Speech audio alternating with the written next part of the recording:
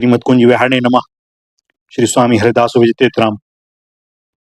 करौली के राजा श्री चतुर्भुज जी ने अपने नगर के चारों ओर चार चार कोस पर चौकियां बनवा दी थी और वहां राज कर्मचारियों को नियुक्त कर दिया और उन्हें आज्ञा दे रखी थी कि जब भी कोई भगवत भक्त आवे तो उनको वहीं पर ठहरा कर उनका खूब स्वागत सत्कार करो और फिर शीघ्र ही मुझे सूचित करो।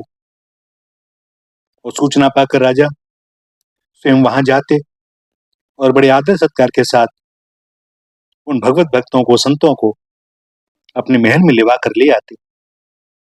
अपने को माला तिलकधारी संतों का दास मानकर उनकी सेवा करते थे। माला तिलकधारी मात्र कोई भी भक्त द्वार पर आ जाता तो उसको भी सच्चा भक्त मानकर उसकी उसी प्रकार से सेवा पूजा करते जैसी संतों की।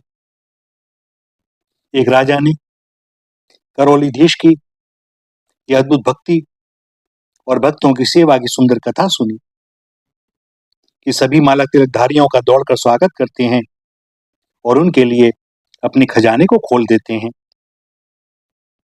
यह सुनने पर उसने भी सभा में कहा कि यदि वे राजा पात्र और पात्र का विचार ही नहीं करते तो उनका ऐसा दान सत्कार प्रशंसनीय नहीं है। श्रीमद् भगवत गीता जी में उत्तम देश काल में श्रेष्ठ पात्र को दिए गए दान को ही सात्विक माना गया है। देश काल पात्र विचार विहीन दान राजस तामस होकर निष्फल एवं विपरीत फल को प्रदान करने वाला होता है। और ऐसा कहकर उस राजा ने राजा चतुर्भुज दास जी की भगवत भक्तों की सेवा और दान की महिमा को का एक तरह से उपहास किया। भैया, दुष्ट लोग लज्जाशील पुरुषों में जड़ता, व्रत करने वालों में पाखंडता, पवित्र चरित्र वालों में कपटीपना, वीरों में निर्दयीपना, मुनियों में बुद्धिहीनता, मधुर भाषियों में दीनता, प्रभावशाली पुरुषों में घमंड, वक्ता पुरुषों में बकवादीपन और गंभीर पुरुषों में असमर्थता आदि दोषों का होना कहते हैं। इस प्रकार ऐसा कौन सा गुणी है जिसमें भैया कोई दुर्जन दोष ना निकाल सके। राजा चतुर्भुज जी के आलोचक उस राजा के दरबार में एक भक्त राज ब्राह्मण भी थे। वह श्रीमद् भागवत की कथा कहा करते थे। भक्त की आलोचना सुनकर उन्होंने उस राजा से कहा, राजन, करौलीधीश के संबंध में आप ऐसा ना सोचें कि वे पात्र पात्र का विवेक नहीं रखते, अतः उनका आदर और दान व्यर्थ है। भक्त के हृदय में प्रवेश करके उसके भाव को समझने में कौन समर्थ हो सकता है। प्रेम अनुराग में भरकर जब ब्राह्मण ने यह बात कही तो राजा के मन में भी आया कि वास्तव में परीक्षा लिए बिना किसी की आलोचना नहीं करनी चाहिए। अतः उस राजा ने श्री चतुर्भुज दास राजा की परीक्षा लेने के लिए भक्ति भाव से हीन एक भाट को भेजा। उसको माला तिलक वस्त्र आदि देकर कहा कि करौली के राजा के द्वार पर जाकर अपने को भगवान का भक्त बतलाना। राजा आज्ञा से भाट करौली गया तो, किंतु करौली में घुसने से पहले भक्त वेशभूषा को धारण करना और अपने को भक्त कहना भूल गया। राजा के द्वार पर पहुंचकर इनाम मिलेगा इस प्रसन्नता से फूलकर वह राजवंश की महिमा का वर्णन करने लगा और सब लोगों ने उसे भाट समझकर उसके साथ ये सूचित व्यवहार किया। और भैया, भाट का महल में प्रवेश कैसे हो। और एक बार उस भाट ने एक महात्मा के आश्रम में जाने पर जब साधु संतों की रहनी देखी तब उसे स्मरण हुआ कि अरे, हमें भी तो ऐसा ही भेष तथा भाषा धारण करने का आदेश दिया था राजा ने, परंतु मैं तो एकदम भूल ही गया। और फिर वह झटपट साधु वेश धारण कर राजा के सम्मुख उपस्थित हुआ। भाट को वैष्णव वेश धारण किए देखकर राजा ने विधि पूर्वक उसकी पूजा स्तुति की फिर हाथ जोड़कर भक्ति की चर्चा करते हुए पूछा, महाराज, भगवान हम पर कब कृपा करेंगे? कैसे कृपा करेंगे? कैसे जाना जाए कि जीव पर भगवान की कृपा हो रही है? तब वैष्णव वेशधारी भाट ने कहा, राजन, भगवान की कृपा तो तुम पर है ही। अरे, भगवान ने तुमको हाथी घोड़ा पालकी देश कोश राजकाज सब तो दे रखा है, अब और क्या चाहते हो धूल? भाट के इन वचनों को सुनकर राजा समझ गए कि भैया, यह तो कोरा भाट ही है, इसमें भक्ति का लेश मात्र भी नहीं है। भक्ति चर्चा छेड़कर राजा चतुर्भुज जी ने भली प्रकार समझ लिया कि इनमें भक्ति की किंचित गंध भी नहीं है और किसी ने इनको मेरी परीक्षा लेने के लिए भेजा है। फिर भी राजा ने अपनी वेश निष्ठा से उस भाट के लिए भंडार खोल दिया और प्रार्थना की कि आप इच्छानुसार धन ले लीजिए, सर्वस्व आपका ही है। और उस भाट ने मनमाना सोना चांदी आदि बहुत सा धन मांग लिया। तब चलते समय राजा ने उसे गोटे से जड़े हुए एक सुंदर वस्त्र में लिपटी हुई एक कौड़ी डिब्बे में रखकर भेंट की और उसे प्रणाम किया। वह भाट करौली से लौटकर अपने राजा के पास आया और उसने भरी राजसभा में सारा समाचार सुनाया और वह धन भी दिखलाया जिसको वह लाया था। बाद में वह डिब्बा भी दिया। अब उस राजा ने डिब्बा खोला और जड़ाऊ कपड़े में लिपटी एक कानी कौड़ी देखी। बार बार मन ही मन सोच विचार करने पर भी उस राजा की समझ में यह नहीं आया कि जरीदार वस्त्र में लपेटी एक कौड़ी आखिर चतुर्भुज जी ने इसको क्यों दी है। उस राजा के यहाँ जो पंडित श्रीमद् भागवत की कथा कहते थे, वे बड़े निष्ठावान, चतुर और विद्वान थे। दिन रात भगवत प्रेम रस में डूबे रहते थे। राजा ने विचार किया कि पंडित जी भक्त हैं और वे ही भक्तों का भाव समझ सकते हैं।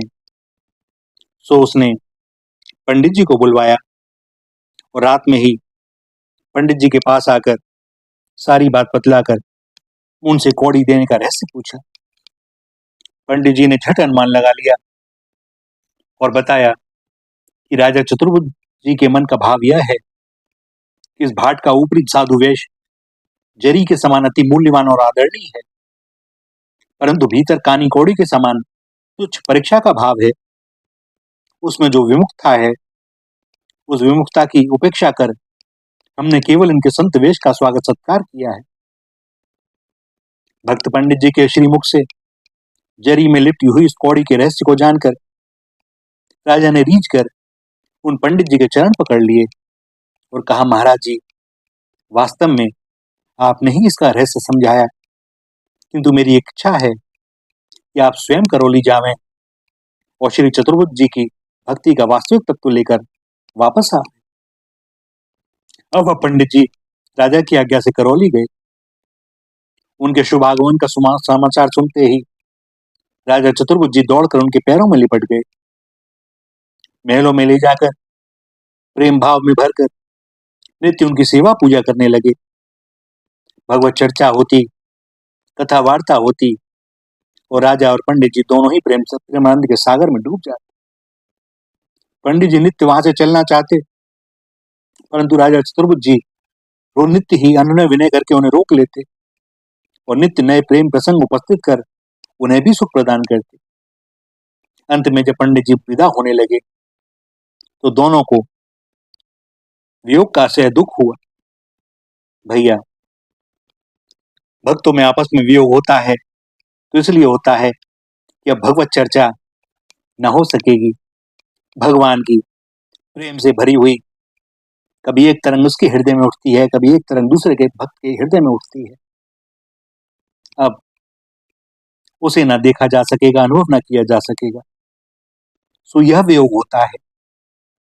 राजा ने पंडित जी से अपना खजाना खोलकर यथेच्छ धन लेने की प्रार्थना की, परंतु भगवत भक्त पंडित जी ने कुछ भी नहीं लिया और बोले, मुझे तो आपकी प्रीति प्रतीति ने रिझा लिया है, उसके सामने धन क्या चीज है। राजा ने कहा, किंतु महाराज, कुछ तो स्वीकार करें, मुझे कृतार्थ करें। राजा के विशेष आग्रह करने पर पंडित जी ने कहा कि आपके राजभवन में जो तोता और मैना है, इनमें से एक मुझे दे दीजिए। ये दोनों ही पक्षी राजा को अत्यंत प्रिय थे, अतः उनके वियोग भय से राजा विचलित हुए, किंतु फिर भी उन्होंने मैना को पंडित जी के साथ भेज दिया, और उसे पाकर ये पंडित जी इतने प्रसन्न हुए मानो इन्हें कुबेर का खजाना मिल गया। करौली से चलकर पंडित जी उस मैना को लिए हुए राजा के दरबार में आए। वहां तो राज दरबार था, सभी प्रकार के संसारी लोग वहां आते जाते थे, बहुत सी बातों का अखाड़ा था, लोग बहस करने में व्यस्त थे। उनकी बातों को सुनकर मैना बोल उठी, धिक है तेरी सभा, धिक धिक भूपति तोहि, राम सुनियो नहीं काहू मुख, अचरज लागो मोहि, दरबारी यमदूत सब, राज सत्य यमराज, ऐसी पातकीनी सभा, कहा मोर इत काज।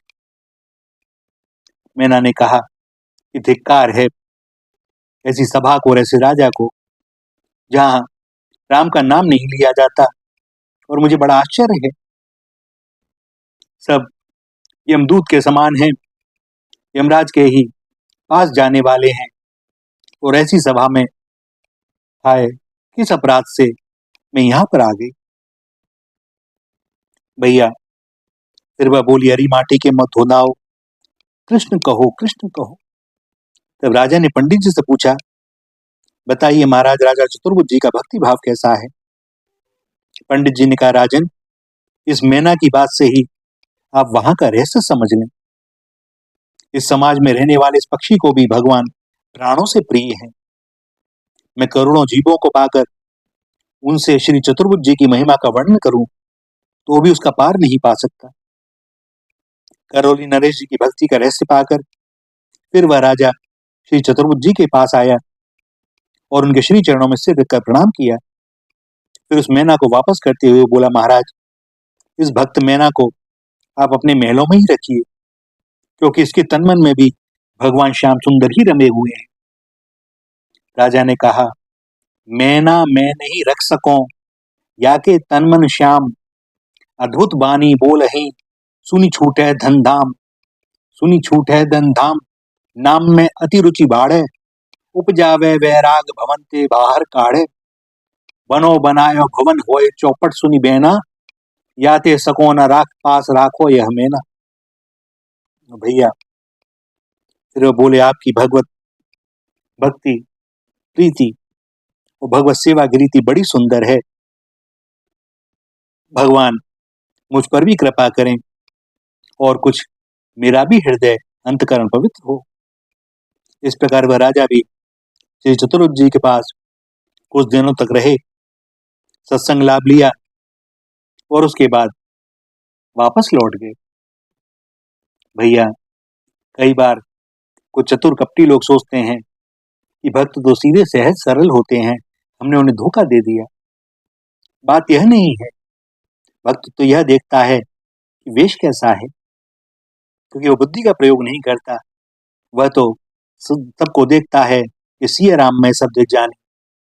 सो भैया वह जानते बूझते हुए भी धोखा खाता है, क्योंकि वह जानता है कि सब मेरे ठाकुर की ही लीला है, और कोई ना कोई कारण होगा, या तो इनका या ठाकुर जी मेरा ही कल्याण करना चाहते होंगे, सो मेरे साथ ये लीला रची जा रही है, और वह उसी के अनुरूप आचरण करता है। किंतु कपटी सोचता है कि मैं धोखा देने में सफल हो गया। भैया कपटी कभी भी किसी दूसरे को धोखा नहीं दे पाता, वह वास्तव में अपने को ही धोखा देता है। और भगवत भक्त साधु संत सरल होते हैं, सहज होते हैं, और इसी से मालूम पड़ता है कि जो वेश की भी मर्यादा का ध्यान रखे, तिलक की भी मर्यादा का ध्यान रखे, वस्त्र की मर्यादा का ध्यान रखे, तो भैया उसकी स्थिति कैसी होगी। आज वर्तमान समय में लोग कपट वेश धारण कर रखा है, लोगों ने लोगों को एकत्रित कर लिया है ऐसे कपटी, और भैया पूरी मंडली बनी हुई है, चारों तरफ से धन का संग्रह करते हुए वे बड़े प्रसन्न रहते हैं। भगवान की ऐसी ही लीला, उन्हें जो चाहिए भगवान उन्हें दे रहे हैं। सो बस अपने सुधार में लगना है, किसी और देखना नहीं है। भैया, सुधार हमारा होना है, हम किसी को सुधारने के लिए नहीं आए। उसके लिए ठाकुर जी स्वयं आते हैं, आचार्य संत जनों को भेजते हैं। हमारी जैसी क्षमता है उसके अनुसार इस जीवन में हम अपना ही सुधार कर लें तो यही यथेष्ट होगा। तेरे भावे जो करे भलो बुरो संसार, नारायण तू बैठ के अपनो भुवन बुहार। श्री राधा, श्री राधा, श्री राधा।